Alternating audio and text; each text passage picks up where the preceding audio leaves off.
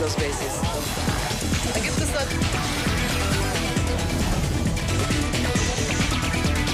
Zoom a la noticia con Andrea Bernal. Hola, ¿qué tal? Bienvenidos. Soy Andrea Bernal. Esto es Zoom a la noticia. Vamos a enfocar nuestro lente hoy en América Latina cuando estos son los hechos. 2018 fue un año de elecciones y cambios en el poder. Se configuró un nuevo mapa político, el año de la derecha en la región. En la mayoría de países donde hubo elecciones presidenciales, Chile, Colombia, Brasil y Costa Rica, ganaron líderes de derecha y de centroderecha. Sin embargo, en México el cambio fue al revés. La derecha fue superada por la propuesta de izquierda de Andrés Manuel López Obrador, quien llegó a la primera magistratura del país con amplia ventaja. Hoy llega a la presidencia de Colombia una nueva generación. Porque el pueblo pone y el pueblo quita. Vamos a ser leales y consecuentes con la defensa de esos principios. El debate. ¿La victoria de la derecha en América Latina puede atribuirse al fracaso de la izquierda? ¿Cuál es el futuro que le espera a la región bajo el mandato de la derecha? ¿Y llegó esa derecha para quedarse? ¿Habrá estabilidad política en la región con gobiernos menos asistencialistas, menos populistas? Vamos a hablar del tema el día de hoy. Bienvenidos a Suma la Noticia. Un 2018 de derechas. Así podría definirse este año que fue decisivo sin duda para el continente. En medio de un intenso calendario electoral, los latinoamericanos eligieron en su mayoría un viraje hacia lo que podríamos llamar una centro-derecha para algunos, derecha, incluso para otros ultraderecha. Revisemos cuáles fueron los cambios más importantes en la región. En el caso de Colombia, aunque no hubo un giro drástico tras una segunda vuelta presidencial que estuvo marcada por la polarización, Iván Duque quedó electo en medio de una profunda división. En México, la izquierda, representada por Andrés Manuel López Obrador, tuvo un apoyo contundente. Esta victoria es la primera de un candidato de izquierda en la historia reciente del país. En Brasil, el cambio es drástico con la llegada al poder de Jair Bolsonaro, un ultraderechista que ha sido tachado de homófobo y racista. En el caso de Chile, aunque Sebastián Piñera resultó electo en diciembre del año pasado, este año tomó posesión luego de 4 años de la izquierda en el poder. Costa Rica también celebró comicios este 2018 optando por la continuidad del gobierno, y en Cuba, la Asamblea Nacional del Poder Popular eligió a Miguel Díaz-Canel para seguir el legado de los Castro. Y con ese espectro político, la pregunta del día de hoy es la siguiente. Tras el año electoral en América Latina, ¿llega la derecha para quedarse? Bajo el hashtag Zoom América Latina pueden responder nuestra pregunta el día de hoy.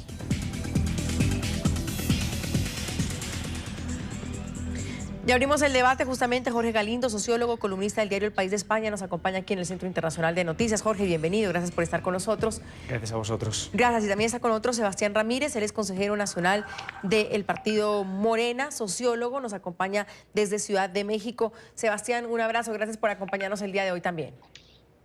Muchas gracias por la invitación y saludos a los otros convidados.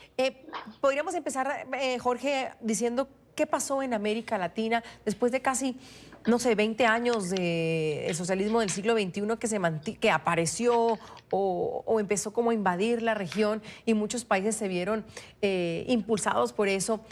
En el 2018 hubo cambios estratégicos, geopolíticos, sobre todo en América Latina. ¿Qué pasó? Pero yo creo que el único vuelco como tal que tenemos de izquierda hacia derecha es el de Brasil. En Colombia ganó la derecha, pero en Colombia la izquierda no ha gobernado en 200 años de independencia. ¿De acuerdo? En Chile hubo un cambio, pero fue de centro-izquierda a una derecha que no está en la posición en la cual está la derecha brasileña de Bolsonaro.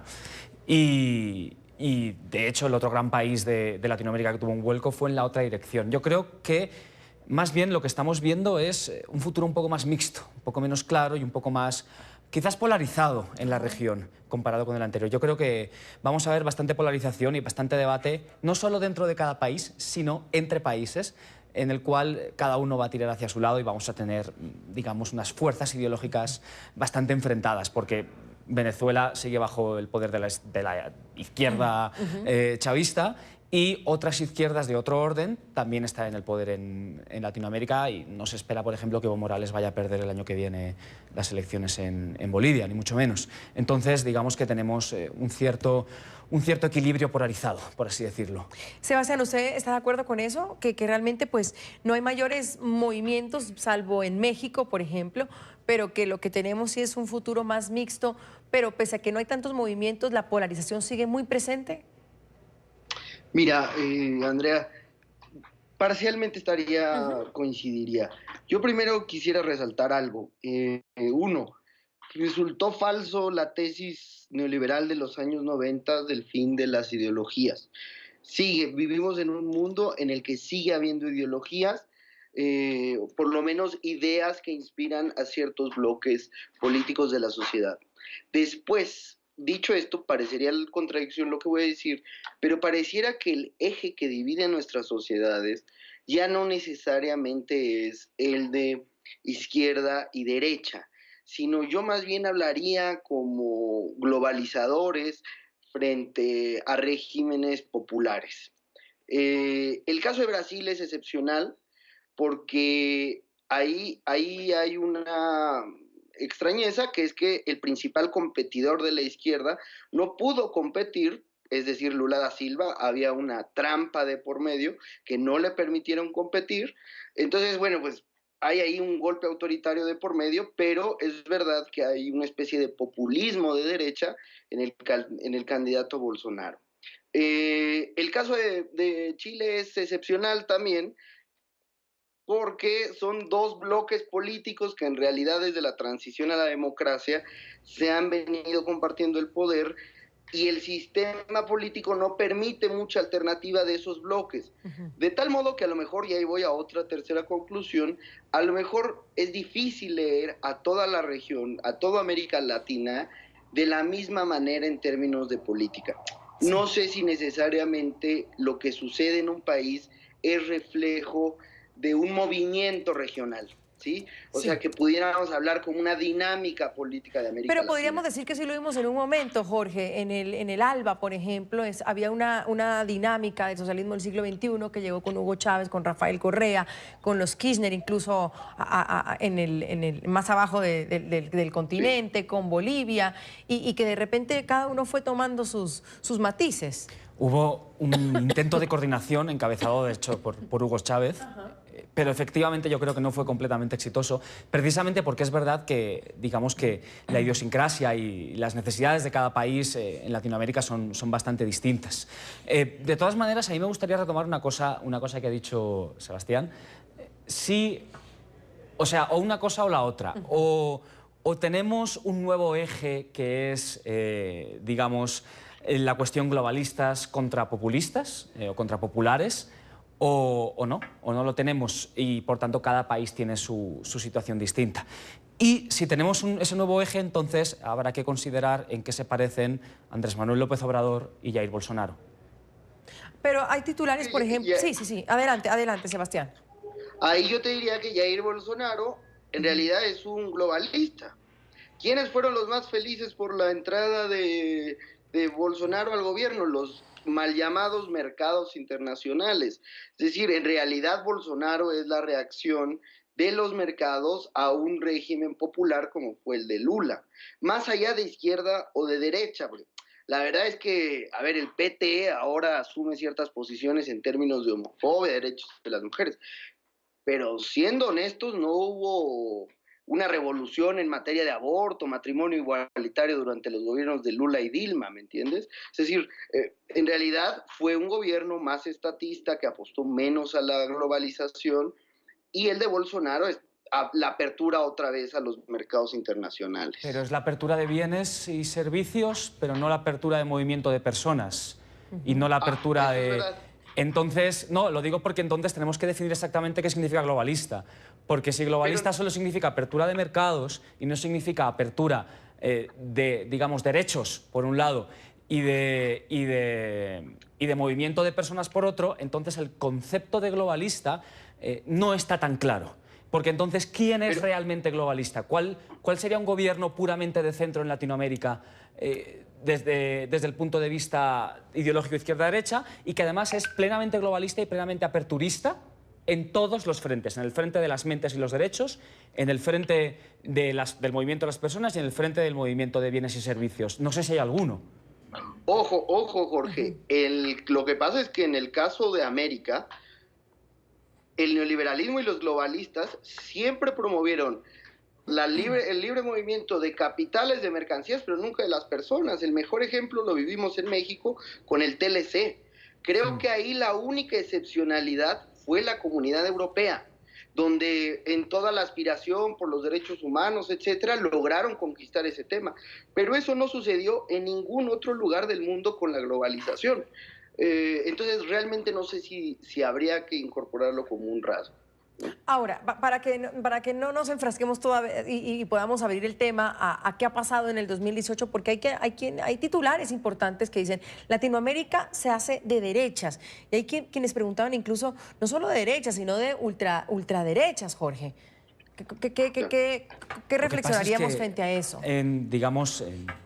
En ciencia política hay que tener mucho cuidado con los conceptos, porque al final, cuando viajan de la disciplina académica a la arena pública, se convierten en armas arrojadizas. Ha pasado con el concepto de populismo y ahora va a pasar con ultraderecha y demás. A mí me gusta más hablar de extrema derecha porque es muy gráfico. O sea, si estás en una posición en el eje ideológico con unas preferencias que son claramente, digamos, mucho más a la derecha que todas las demás, que es lo que pasa con Bolsonaro, entonces es difícil clasificarte como algo más. Entonces, para mí, un matiz interesante se introduce en el hecho de que, por coger los 3 puntos de referencia de victorias de la derecha en el continente que has mencionado al principio, Andrea, tenemos a Piñera, tenemos a Iván Duque aquí en Colombia y tenemos a Bolsonaro en Brasil. Para mí son 3 derechas bastante distintas. De acuerdo.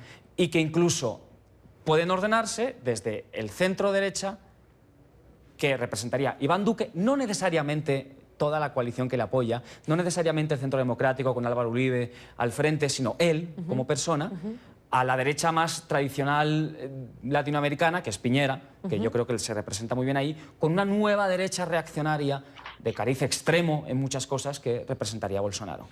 Y va a ser muy interesante ver cómo estas 3 derechas se relacionan entre sí, porque retomando el tema de antes, si alguien ha permitido al mismo tiempo o ha defendido el movimiento de capitales y movimiento de personas en la región en los últimos años, ha sido Iván Duque, porque a Iván Duque le hemos achacado muchísimas cosas en los últimos meses, porque ha tenido un gobierno inefectivo, ha bajado en valoración, es cierto, pero si algo ha hecho es mantener las fronteras abiertas para los migrantes venezolanos.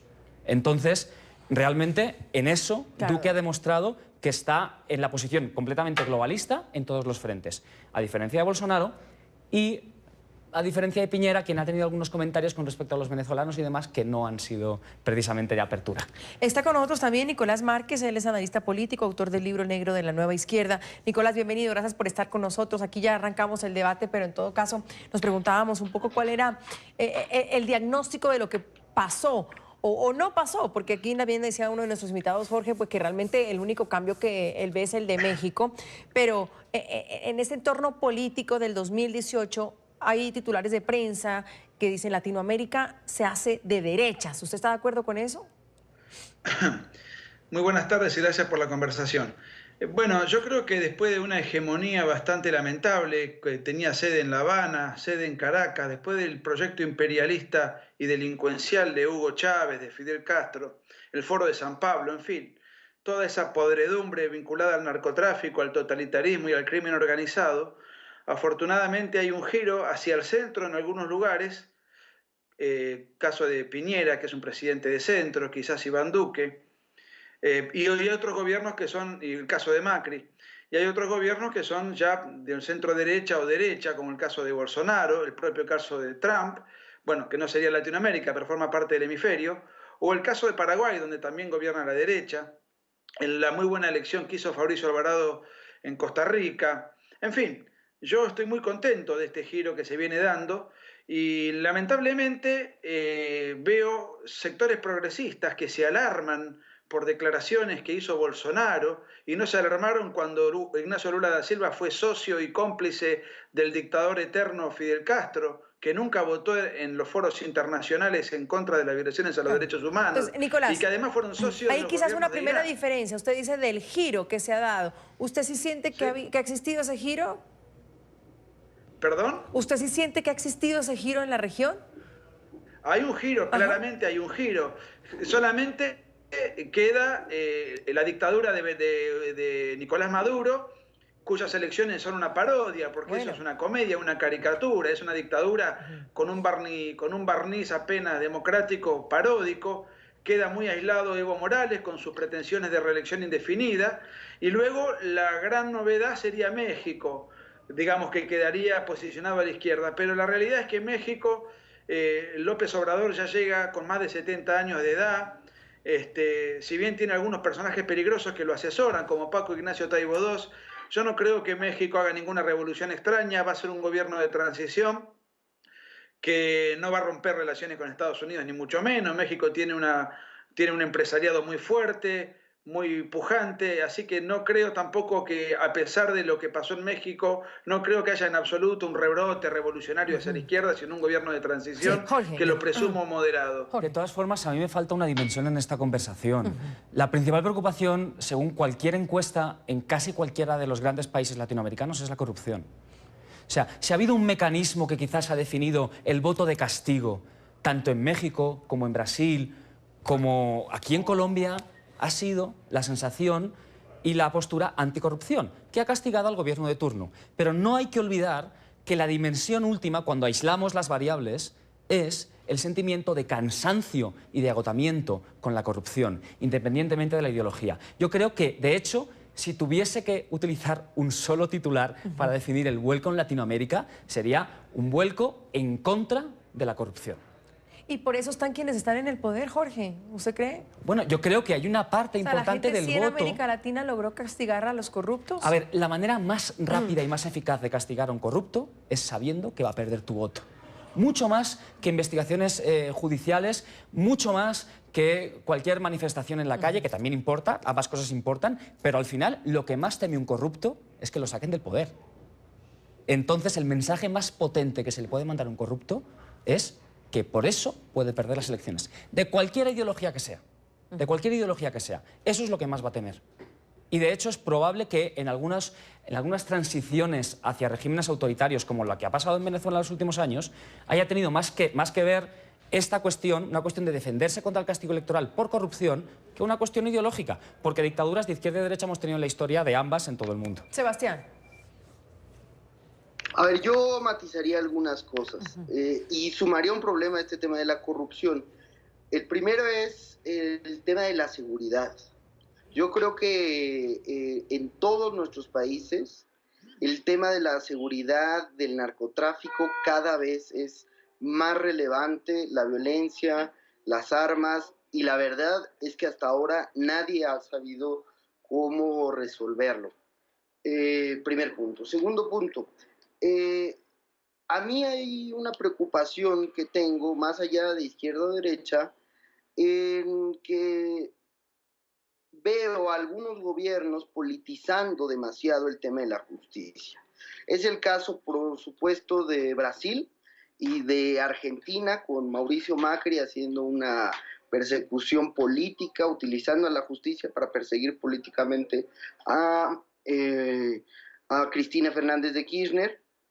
Y un tercer tema que vería yo ahí preocupante, al que le sumo no ver un eje claro, porque, a ver, uno puede ver a Daniel Ortega haciendo lo mismo que hace Macri o que le hicieron en Brasil a Lula. Entonces no sé si eso es de izquierda o de derecha, utilizar la justicia como un instrumento político. No sé si es de izquierda o de derecha el tema de la seguridad. No lo han logrado controlar, no lo logró ni Felipe Calderón, ni lo logró el chavismo en Venezuela, ni Lula lo logró en Brasil.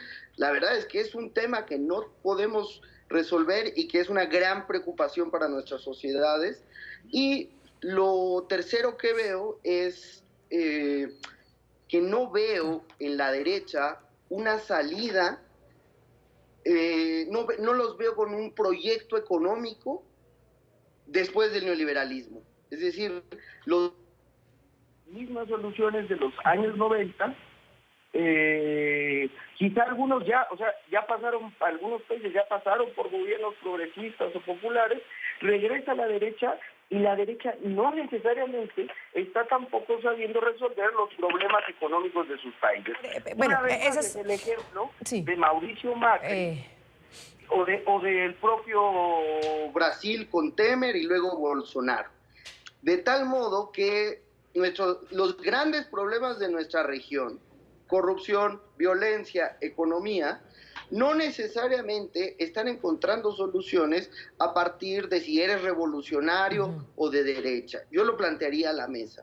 Claro, Nicolás, pero quienes pueden pensar que en 10 años, o podemos decir, sí, más o menos, que en los últimos 10 años la mitad de los países latinoamericanos pues dejaron de tener presidentes de izquierda. O tuvieron la misma línea, pero se les viraron, en el caso del Ecuador, que era la misma corriente, pero el que llegó al poder dijo, no, esto hay que cambiarlo. Eso significa también que hay una insatisfacción del mismo electorado, del mismo ciudadano, que al final elige una izquierda que no le funciona y luego vuelve a la derecha, pero nada le dice que esa derecha le va a funcionar también. Sí, yo acabo de escuchar un disparate diciendo que el gobierno de Mauricio Macri persigue opositores. Yo, que no soy macrista, ni me parece un gobierno atractivo el de Macri para nada, quiero aclarar lo siguiente. Quienes se caracterizaron por perseguir opositores o asesinar fiscales fue el gobierno corrupto y corruptor de Cristina Kirchner, considerado sin disparidad de criterios como el gobierno más corrupto en la historia argentina, y eso que hubo gobiernos corruptos. Sin embargo, a pesar de que se robaron hasta el agua de los floreros Cristina Kirchner y su banda de gángsters, casi no hay presos. Así que no sé de qué persecución política habla. Cristina no está presa, a pesar de que pesan sobre ella causas infinitas sobre corrupción y crimen organizado. Su hijo y su hija, que participaban también de la banda y tienen propiedades y hoteles para lavar dinero a su nombre, tampoco están presos. El vicepresidente que estuvo preso ya fue largado. Es decir, la justicia en Argentina no funciona, lamentablemente, y la banda de asaltantes, que fue el kirchnerismo, prácticamente no está preso ninguno de ellos, apenas un par de testaferros. Entonces, decir que Cristina Kirchner padece una persecución política es no tener la más pálida idea de la realidad de Argentina. Y otro dato, cuando metieron preso a Lula, vale aclarar que los jueces que condenaron a Lula por delincuente fueron jueces nombrados durante el gobierno de Lula.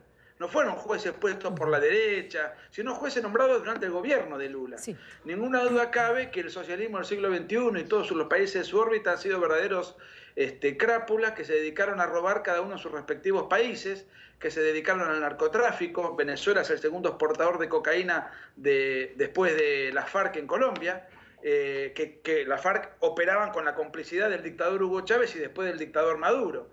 Es decir, acá no hay persecución política, lamentablemente tendría que haber persecución penal contra los delincuentes del gobierno anterior y no la hay. El gobierno de Macri es una de las cosas que más indignan a la opinión pública, la ausencia del uso de la justicia para castigar a quienes se robaron el país entre el 2003 y el 2015, que fue la dinastía Kirchner. Claro, no nos vayamos con el tema de Argentina porque si no se me va el programa sin duda alguna, pero yo tengo que hacer una pausa, pero luego hablar de esa insatisfacción electoral, que al final, Jorge, América Latina termina siendo un ciclo. ¿Es cíclico lo que sucede? Todo es cíclico. En cuanto llegas a tener más de 20 años de democracia, es que también hay, y en España eso nos ha pasado, o sea, cuando España es una democracia bastante joven en comparación con el resto de Europa. Entonces hemos cumplido 40 años este año de Constitución y nos hemos dado cuenta de que, pues sí, uno va cambiando de un lado al otro, pero es que la cantidad de opciones que uno tiene para solucionar los problemas que hay delante es limitada. Entonces, la sensación de ciclo es inevitable. Lo que debemos de evitar es que en ese ciclo se generen expectativas excesivas sobre lo que cualquier gobierno de izquierda, de centro, de derecha puede hacer para solucionar los problemas que existen en cualquier país. ¿Por qué? Porque si generamos expectativas excesivas, y hablo en primera al plural, tanto medios como analistas, como por supuesto políticos en campaña, lo que pasa es que después no se pueden cumplir. Entonces, el ciclo es inevitable. Lo importante es que el ciclo sea sostenible. Y para que sea sostenible, todos, ciudadanos, periodistas, analistas y políticos, tenemos que ser razonables con lo que uno puede hacer cuando llega al poder. Vamos a la primera pausa. Tras el año electoral en América Latina llega la derecha para quedarse. El hashtag de hoy es Zoom América Latina. Los invitamos a participar en el programa de hoy. Ya tenemos opiniones. José dice que este año Latinoamérica dio un giro, que se está viendo el resultado de los malos gobiernos de izquierda en la región porque la gente no quiere lo mismo. Sara dice que hay que tener cuidado con los autoritarismos, que sean de izquierda o de derecha. No se puede cometer errores y optar por los extremos solo por querer un cambio. Y Camila dice que es el pueblo quien elige a sus gobernantes, así como muchos países que quedaron a la derecha en México, el cambio lo representa la izquierda de López Obrador. Hacemos la primera pausa aquí en el programa, ya volvemos. Continuamos con Zoom a la noticia. Seguimos aquí en Suma la Noticia. Debatimos hoy si tras el año electoral en América Latina llega la derecha para quedarse. Hay quienes opinan que el 2018 ha sido de la derecha en la región. Este agitado ciclo electoral en América Latina se ha desarrollado en un escenario complejo, en medio de sistemas de partidos debilitados y liderazgo que, pues en muchos casos, trascienden las ideologías tradicionales. La decepción de los ciudadanos con el ejercicio de sus gobiernos es un aspecto, pues, preocupante para la región, donde al parecer la democracia pasa por sus indicadores más bajos. Según la última medición de Latinobarómetro publicada en noviembre pasado, menos de la mitad de los latinoamericanos, exactamente el 48%, apoya el régimen democrático como forma de gobierno, la cifra más baja registrada desde el 2001. Así las cosas, un 15% de los ciudadanos defenderían hoy la instauración de un modelo autoritario. Según los datos recogidos por esta investigación, serían las nuevas generaciones las que más abogan por un sistema de este tipo.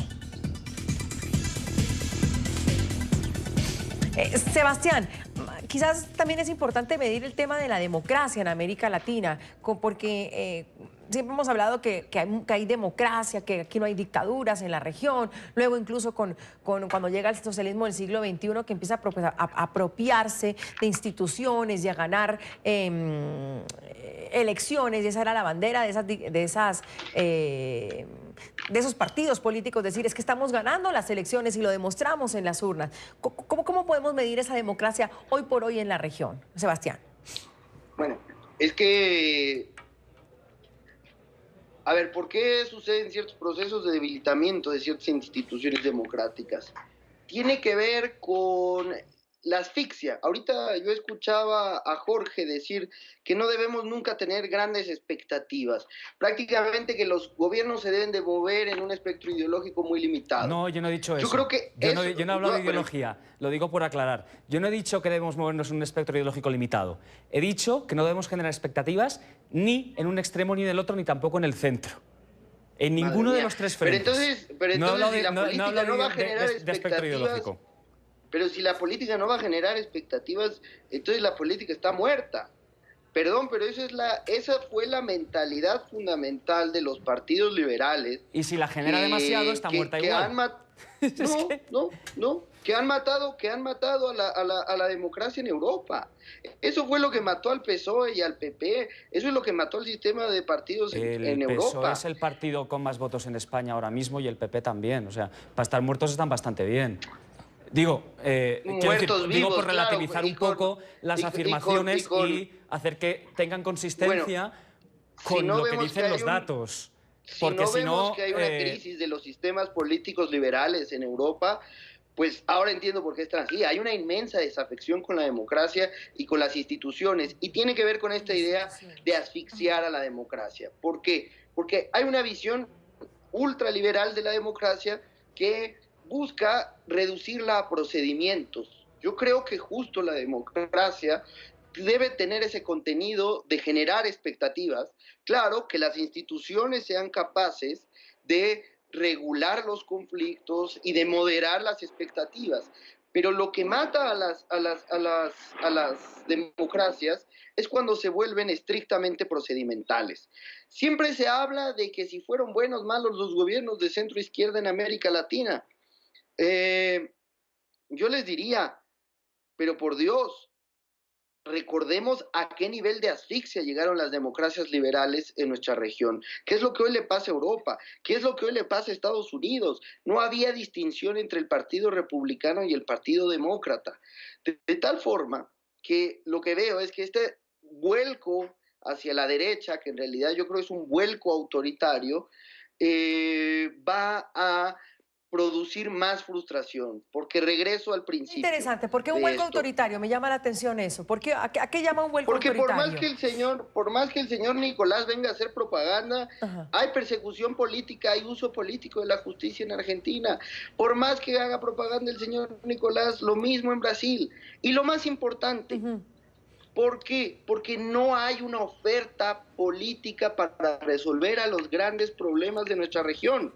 El señor Iván Duque no tiene una alternativa viable para desarrollar económicamente a Colombia. El señor Mauricio Macri tiene a Argentina peor de la que estaba antes de su llegada al gobierno. El señor Piñera en Chile ya gobernó y terminó con un gobierno súper mal aprobado. De tal forma era que mejor lo que hoy no quedarse con la sabemos, enfermedad que con el remedio. yo no sé si con la enfermedad o con el remedio. Es que esto no es remedio. Okay. Esto es lo mismo que ya vimos hace 20 años. Nicolás, adelante. Sí. No, yo no vengo a hacer propaganda porque ni siquiera soy partidario de Macri, a quien critico y execro, entre otras cosas porque no funciona la justicia, no persigue a los delincuentes del kirchnerismo.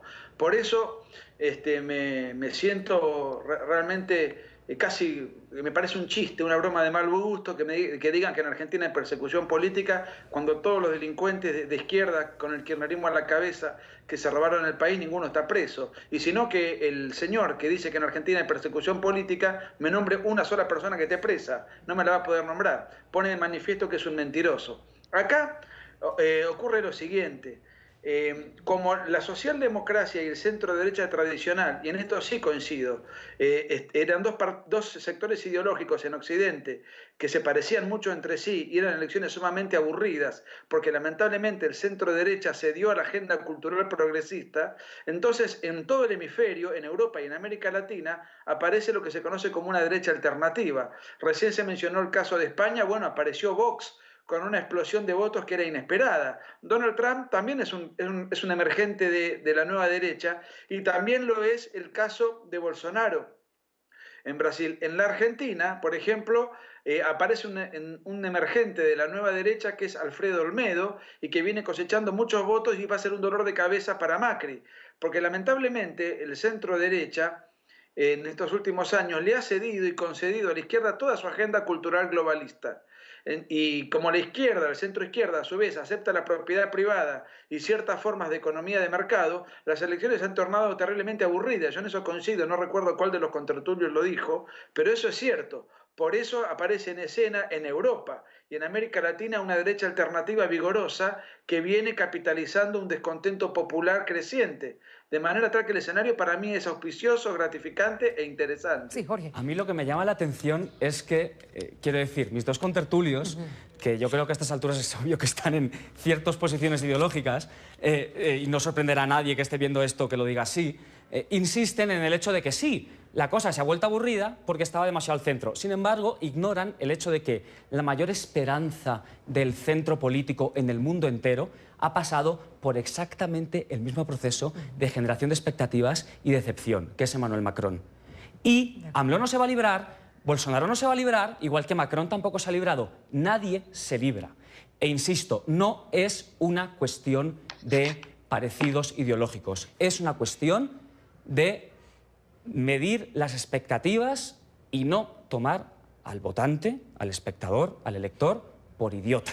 Lo que podemos decir es, exacto, Jorge, ahí como que les daba en el blanco para preguntar si el electorado sí es capaz de castigar, es decir, lo que vemos hoy por hoy en América Latina es un voto castigo de hartazgo, de corrupción, de inseguridad, de falta de no llenar las expectativas. Para mí es una combinación de polarización, hay una parte partidista muy importante y otra parte de falta de expectativas y castigo por la corrupción.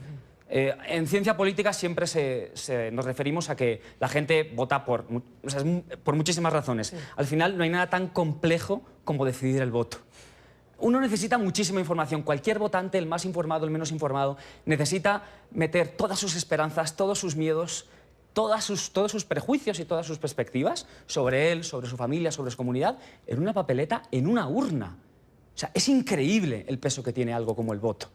Es algo muy potente, pero al mismo tiempo, si quien nos informa, si quien nos promete cosas, no tiene cuidado con la importancia del voto, lo que va a pasar es que va a acabar pagando el precio de no tener cuidado, porque el votante puede que no tenga tiempo para informarse, puede que se meta en un carro de ilusión que alguien le vende en un momento dado, pero al final, todo se sabe y el votante no es tonto. Sebastián, ¿usted qué opina de eso? Sí somos porque hay quienes dicen que los latinoamericanos tenemos memoria corta, que nos olvidamos y que aquí pasa de todo, pero no pasa nunca nada. No, por supuesto que el votante no es tonto y por eso muchas veces manda al demonio a ciertos gobiernos. Primero, yo quisiera decir, esto es un problema de la democracia en todo Occidente. O sea, no me digan que la democracia norteamericana, las europeas hoy en día son ejemplares.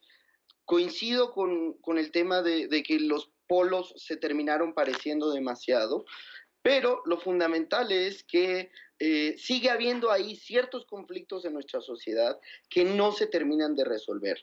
No se termina de resolver si queremos un modelo de desarrollo orientado hacia el exterior, globalista, o si fortalecemos nuestros mercados internos.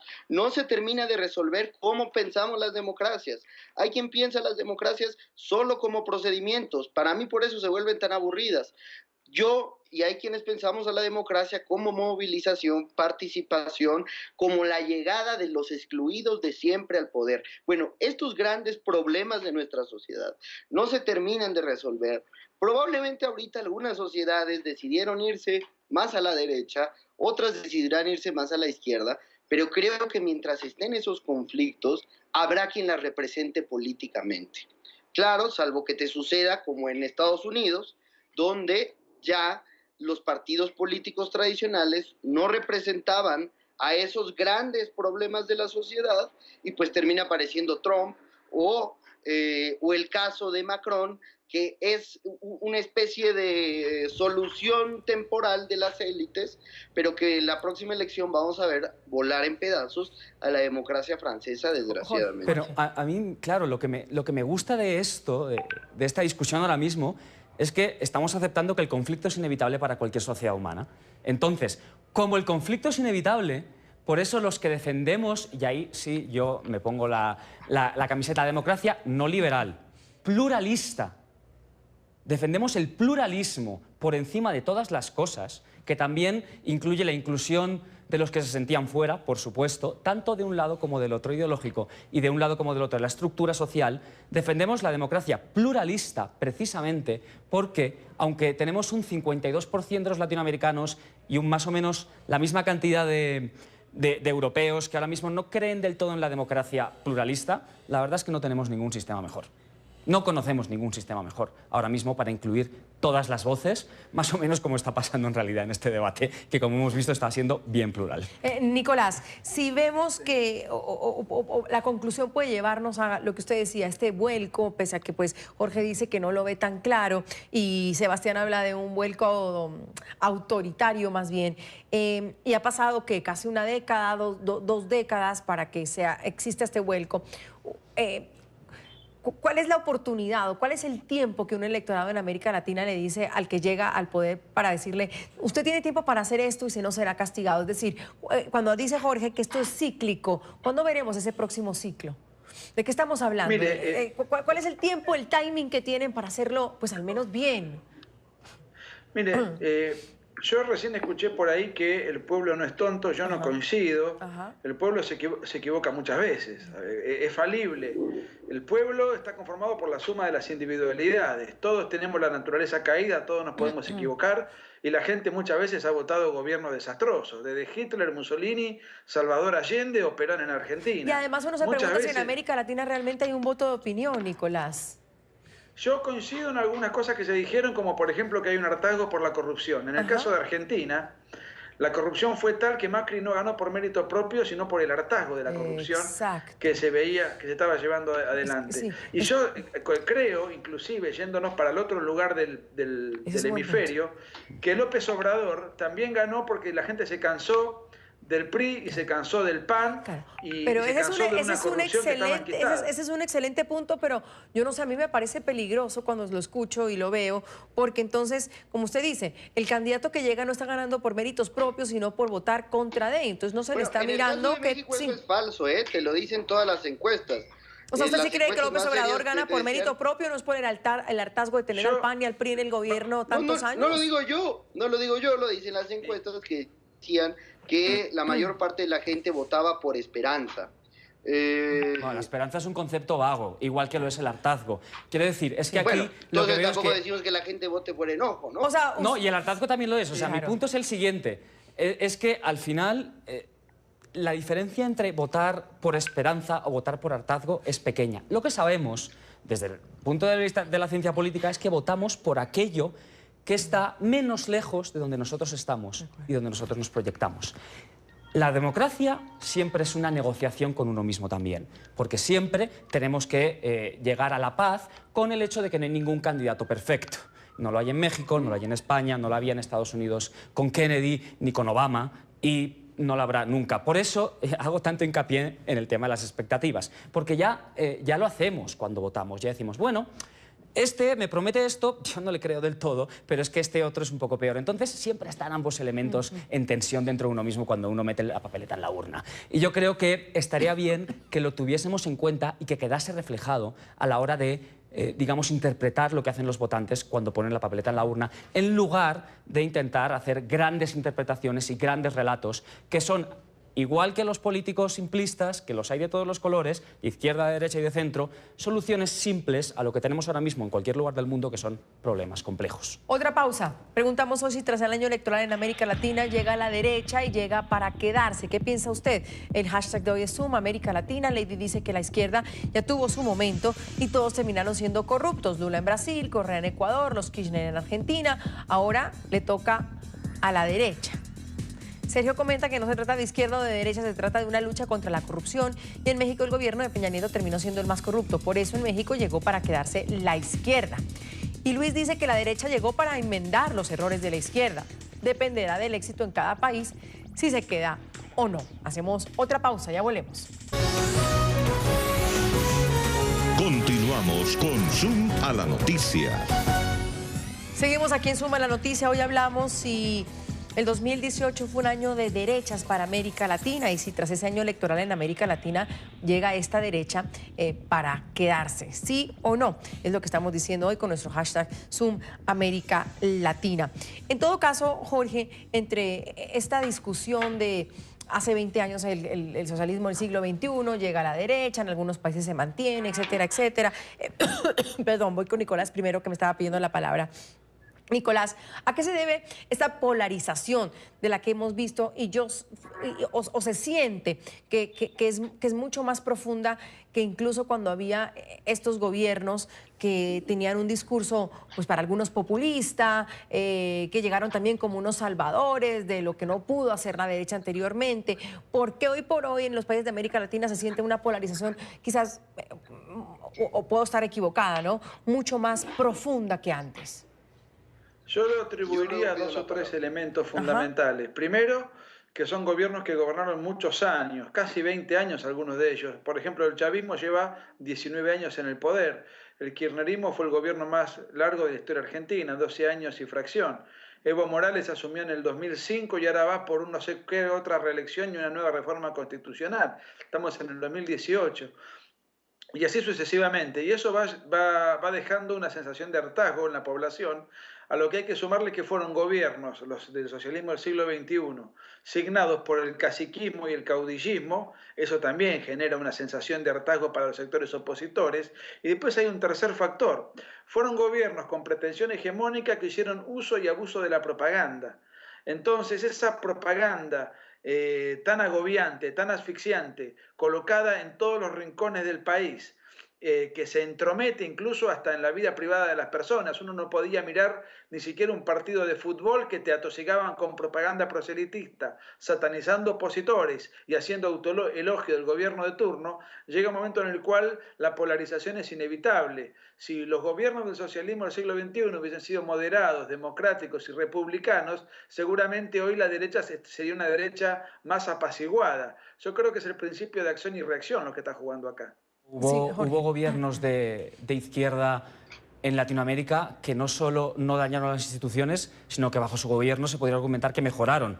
Por ejemplo, con Bachelet en Chile o, por ejemplo, con Lula da Silva en Brasil, quien, dejando a un lado la corrupción, por demás, los indicadores de calidad democrática en Brasil, los indicadores de cualquier think tank liberal, ahí sí liberal, como Freedom House, como el Economist Intelligence Unit, muestran que la democracia en Brasil no perdió bajo Lula. Entonces, yo creo que la imagen es bastante más mixta y por tanto, debemos de tener cuidado antes de hacer generalizaciones con la correlación entre una posición ideológica de bloque amplio, como la izquierda como un todo, la derecha como un todo, y las tendencias autoritarias con solo uno de los dos lados. Yo creo que el autoritarismo funciona con cualquier justificación ideológica totalitaria. Y esas pueden ser de izquierda, de derecha o incluso de las de no somos ni de izquierdas ni de derechas, somos de nosotros mismos y ya está.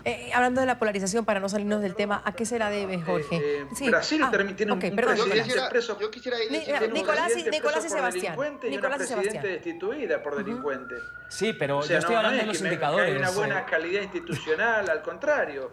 Los escándalos de corrupción tienen preso a Lula y Dilma fue destituida por tal. A lo que hay que sumarle el hecho de que todo el mundo está diciendo que hay rasgos autoritarios en Bolsonaro, cuando Bolsonaro ni siquiera todavía pudo llevar adelante una sola medida de gobierno que pueda ser sindicada como autoritaria. Hay expresiones de él de hace 20 años que le adjudican sus opositores y entonces temen un rebrote fascista. En Brasil todavía no pudo tomar ni una sola medida. No lo han dejado todavía asumir y ya lo tratan de dictador. Bueno, pero un presidente hace campaña y cuando hace campaña dice cosas y si además es una persona que ya ha ganado la presidencia después de estar varias décadas en el Congreso de Brasil, es normal que a uno se le someta al examen público a partir de lo que ha dicho y ha hecho en su trayectoria política. Vamos, eso con cualquier político es lo lógico y lo habitual. Sino por el ejercicio del poder. El autoritarismo no se mide por una campaña política, sino por el ejercicio del poder. No, y también también decían que Trump era un dictador y sin embargo no hay un solo preso político ni ninguna persecución en Estados Unidos. Entonces todo se medía en función del marketing y no del ejercicio efectivo del poder. Sebastián. A ver, se hace muy difícil este debate porque la verdad es que Nicolás lanzas mucha propaganda y yo creo que podríamos moderar ciertos análisis. Yo coincido plenamente con Jorge en que distintos gobiernos hicieron diferentes aportaciones con probablemente ciertos errores. A ver, nadie puede negar el mejoramiento de la calidad de vida en Brasil durante el gobierno de Lula. A ver, el sistema de partidos, cuando llegan los Kirchner al gobierno en Argentina, estaba totalmente deshecho. Pueden gustarte o no los Kirchner, pero hoy otra vez hay un sistema de partidos. Bueno, ¿yo qué quiero decir con esto? Lo que a mí me parece muy importante, y ahí sí disiento con algo que decía Jorge hace rato, es que sí es importante si unas elecciones suceden en un ambiente de entusiasmo, un ambiente de pesimismo y confrontación, o un ambiente de apatía. Yo sí haría esta clasificación y lo vemos en el caso de América Latina. Sí. Miren, en el caso de Chile, realmente lo que uno ve es total apatía. A la gente le da lo mismo si gana la Concertación o como se llame ahora la nueva coalición del centroizquierda o la derecha. Da lo mismo, porque gobiernan igual y además son los mismos, repiten los mismos candidatos 10 veces. En el caso de Brasil, llega Bolsonaro al gobierno después de un proceso de confrontación gravísimo, un golpe de Estado parlamentario donde sacaron a la mala Dilma Rousseff del gobierno, donde el principal dirigente opositor no pudo competir por motivos políticos y donde la mitad de la población, sobre todo las mujeres, la población afrodescendiente, la población indígena, se siente profundamente acosada, perseguida y violentada por el presidente Bolsonaro. Y sí creo que para nuestra historia en México es una excepcionalidad la elección de López Obrador. Simplemente lo que logró de votos, logra el 53% de los votos, hoy trae el 80% de aprobación. México, de forma inédita, vive un proceso electoral en un ambiente de entusiasmo. ¿Se van a cumplir todas las expectativas, como dice Jorge? No. Pero sí hay un mejor ambiente político, a diferencia de la apatía en Chile y de la profunda polarización y confrontación que hay en Brasil. Y con eso cerramos. 10 segundos. Vuelvo al punto. Con Macron también había entusiasmo y acabó como acabó. Yo creo que dentro de un año estaremos hablando las mismas personas de Bolsonaro y de AMLO en términos de probablemente decepción parcial o decepción total. Tras el año electoral en América Latina llega la derecha. Ojalá que no, por el bien de nuestros países. Pero hoy preguntamos si tras un año electoral en América Latina llega la derecha para quedarse. El hashtag de hoy es Suma América Latina. Isabela rápidamente dice que Latinoamérica está pasando por un nuevo momento de crecimiento con gobiernos progresistas de verdad y ojalá se queden para que no vuelva el socialismo. Simón dice que la derecha que representa a Bolsonaro es un peligro para Brasil y para la región. Espero que no se quede y que el pueblo logre retomar retomar los caminos de la justicia social. Lorena comenta, es tiempo de cambios en América Latina, solo falta que Venezuela, Bolivia y Nicaragua recuperen la democracia y que ese comunismo se vaya definitivamente y se quede la derecha. Hacemos otra pausa, ya volvemos. Continuamos con Zoom a la noticia. Gracias a Jorge Galindo, a Nicolás Márquez, a Sebastián Ramírez por este interesante debate, sobre todo cerrando ya el año para ver cómo está la región en términos de política y de democracia. Mil gracias, soy Andrea Bernal, nos vemos mañana con otros temas de debate.